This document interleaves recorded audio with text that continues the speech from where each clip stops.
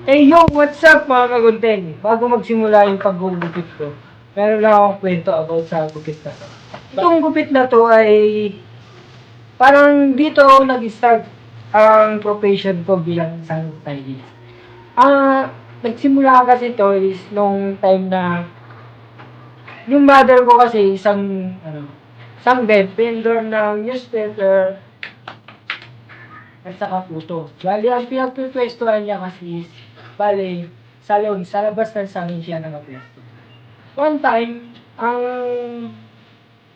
dumating yung may-ari ng salon, nakita yung haircut ng mother.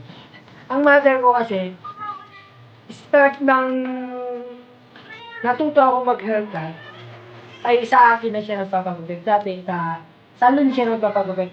Hindi naman salon, yung parang pichi-pichi salon kung tawagin natin mga stylist. Bali, yun. Nakita ng hari ng salon yung haircut ng mother ko. Tinanong siya ngayon kung saan siya nagpapagupit. Di, sinabi ng mother ko na, anak ko, at that time, yung panahon na yun, ay finish contract ako sa pabrika. So, wala akong trabaho ng time na yun.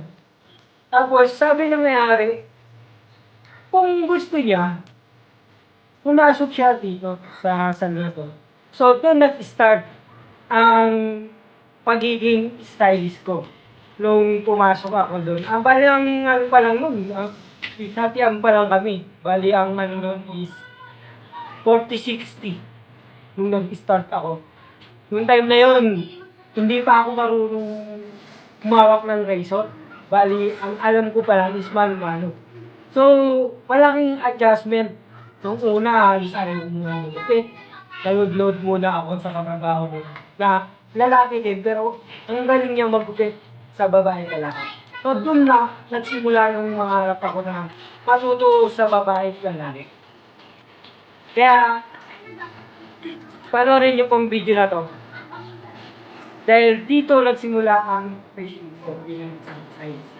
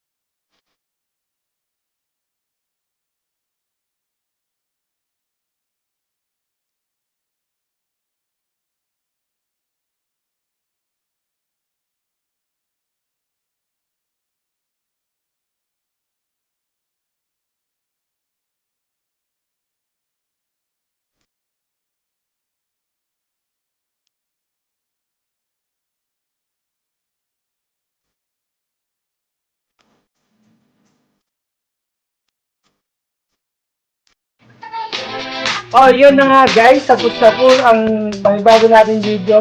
So kung nagustuhan nyo po ang video natin ay please like and share and subscribe and pakipindot na rin po ang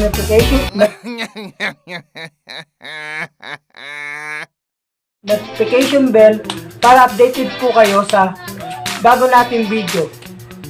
Dito sa Kachiba TV, Kat Achieve!